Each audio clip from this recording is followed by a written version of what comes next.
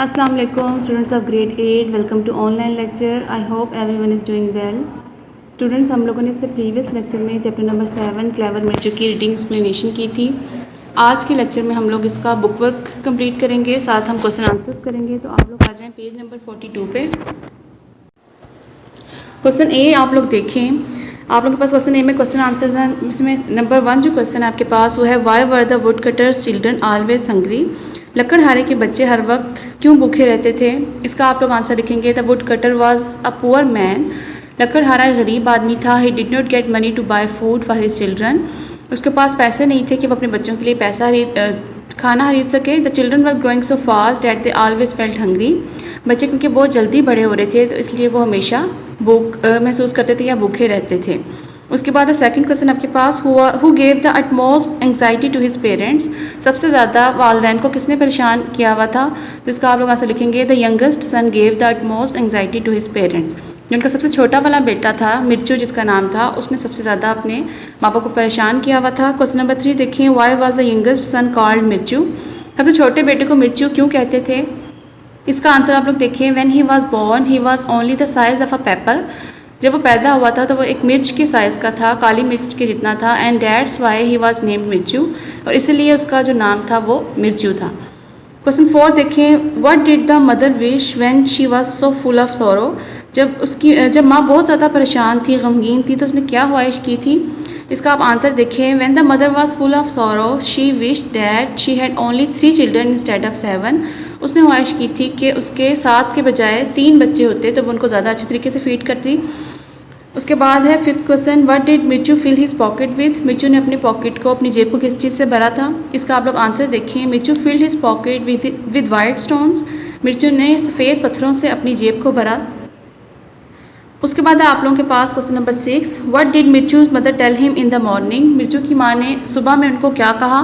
मिर्चूज़ mother told him in the morning, we are all going to the forest, you must all help your father gather firewood for there is no money left to buy any food. उसने सुबह कहा बच्चों को कि हम सब लोग जो हैं वो जंगल जा रहे हैं और आप सब ने अपने वालिद की मदद करनी है लकड़ियाँ इकट्ठी करने के लिए, क्योंकि अब बिल्कुल भी कोई खुराक खरीदने के लिए पैसा नहीं बचा।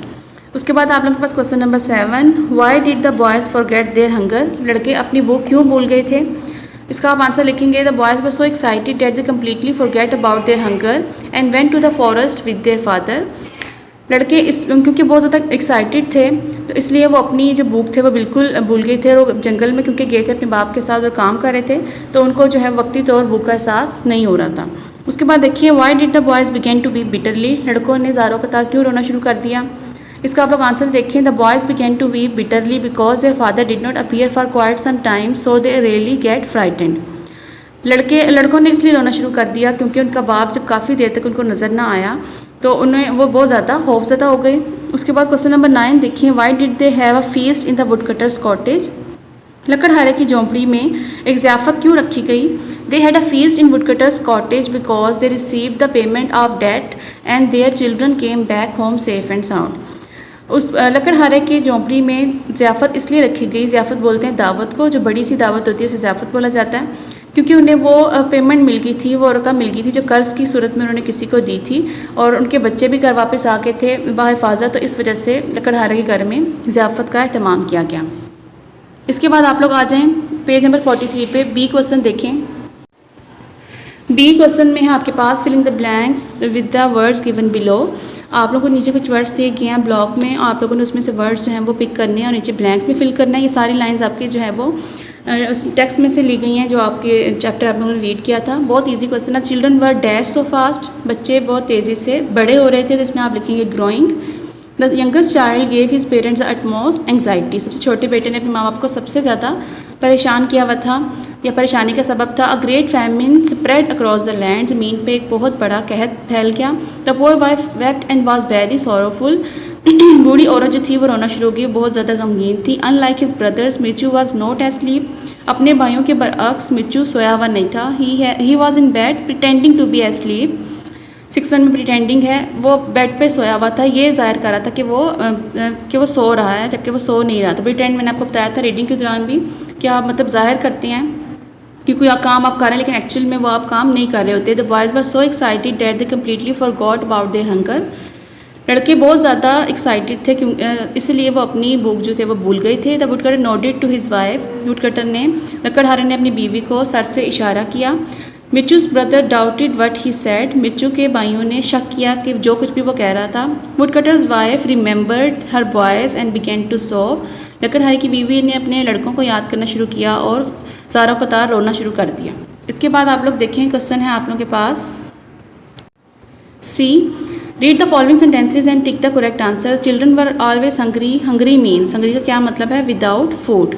ठीक है, ए वाला आप टिक करेंगे इसमें से। The youngest son gave the utmost anxiety to his parents, anxiety here means, anxiety का क्या मतलब है, वरी, परेशानी। When he was born, मिर्चू was the size of the pepper, only size of the pepper means, जब मिर्चू पैदा हुआ था तो सिर्फ मिर्च के साइज़ का था। मिर्च के साइज़ का क्या मतलब है, वेरी स्मॉल, इसमें आप बी करेंगे। उसके बाद नेक्स्ट देखिए, some rich man will find them and look after them, look after here means, कोई अमीर आदमी उनको जो है वो ढूंढ लेगा और उनकी देखभाल करेगा। तो इसका क्या मतलब है लुक आफ्टर का, इसमें आप लोग करेंगे सी वाला, टेक केयर ऑफ देम, यानी उनकी रखवाली करेगा या उनकी देखभाल करेगा। As soon as there was light, मिर्चू crept out of the cottage, crept out here means, जैसे ही रात हो गई मिर्चू जो था वो अपनी झोंपड़ी से बाहर निकल गया। crept out का क्या मतलब है, moved out quietly, यानी बहुत खामोशी के साथ बाहर निकलना जो है वो कहलाता है crept out। उसके बाद आ जाएं आप लोग नेक्स्ट क्वेश्चन पे। क्वेश्चन डी देखें, for each word in the list A find a word of the opposite meaning from list B as shown in the example. आप लोगों को जो है वो कॉलम ए जो है वो दिया गया है, उसका ऑपोजिट जो मीनिंग है, एंटोनिम भी इसको बोलते हैं, ठीक है, ऑपोजिट मीनिंग को, वो दिए गए हैं कॉलम बी में। सबसे पहले काम जो आप लोगों ने करना है, लिस्ट ए की जितने भी आप लोगों के पास वर्ड्स हैं उसकी नंबरिंग कर लें ताकि आपको जो है वो आसानी हो जाए ढूंढने में। उसके बाद आप देखिए नंबर 1 पे है आपके पास वाइफ, ठीक है, वाइफ का इधर आप लोग ढूंढेंगे, उसका जो है वो हस्बैंड ने ऑलरेडी किया हुआ है, ठीक है। सेकेंड वन देखें पुअर, पुअर का आप लोग करेंगे रिच। थर्ड वन है सैड, सैड का आप लोग करेंगे हैप्पी, ठीक है। इसी तरह से बाकी भी आप लोग देख लें। पेरेंट्स का आप लोग करेंगे चिल्ड्रन। फिर आपके पास स्मॉल, स्मॉल का आप लोग करेंगे बिग, ठीक है। स्टार्टिंग में जो फर्स्ट वर्ड आपके पास, डे का आप लोग करेंगे नाइट। प्रिटी का आप लोग करेंगे अगली, ठीक है। स्लीप का आप लोग करेंगे अवेक। 9 में है आपके पास सिट, सिट का करेंगे स्टैंड, ठीक है। ब्लैक का आप लोग करेंगे वाइट। लॉफ का आप लोग करेंगे, इधर आपके पास गिवन है क्राई, ठीक है। सन का आप लोग करेंगे डॉटर। ओल्ड का आप लोग करेंगे यंग। लॉन्ग का आप लोग करेंगे इधर शॉर्ट, और थिन का आप लोग करेंगे थिक, ठीक है। तो ये सारे आपके पास वर्ड्स ऑपोजिट हैं, इसको आप लोगों ने करना है।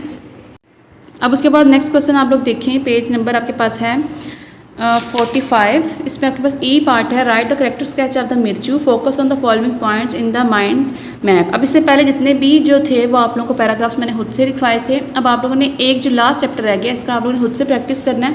आप लोगों ने सबसे पहले जो है वो माइंड मैप आपको दिया गया है, ठीक है। आप लोगों का आधा काम तो आसान कर दिया है। अब आप लोगों ने जस्ट पॉइंट लिखने हैं, मिर्चू का करेक्टर स्केच आपने बनाना है, ठीक है। फ्यू लाइंस आपने उसके बारे में लिखनी है और आपको जो है वो थोड़ा सा हिंट दे दिया गया। माइंड मैप क्या है उसमें उन्होंने बताया हुआ है फिजिकल अपीयरेंस उसकी कैसी थी, ठीक है। आप उसके बारे में थोड़ा सा लिखेंगे कि वो छोटे साइज़ का था, just like the size of a paper when he was born. और उसके बाद है पर्सनैलिटी उसकी कैसी थी, ठीक है, बहुत ज़्यादा चालाक था, क्लेवर था।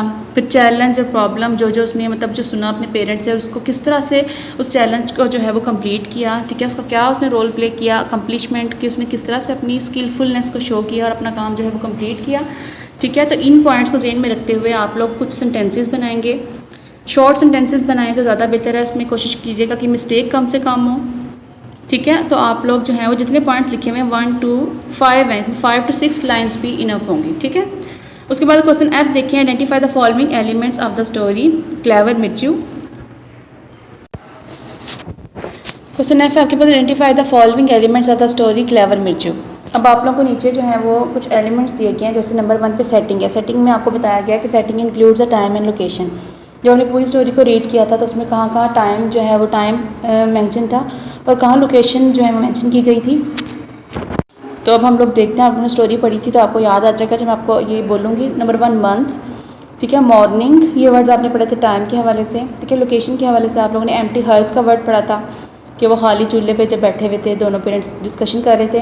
ठीक है, फॉरेस्ट के बारे में आपने पढ़ा और विलेज, ये थी लोकेशन 3 और पहले 2 थे आपके पास टाइम। ठीक है, तो ऊपर आप ये लिखेंगे। उसके बाद कैरेक्टर कौन कौन से थे आपके पास स्टोरी में। कैरेक्टर से मुराद है different persons playing role, different role in the story.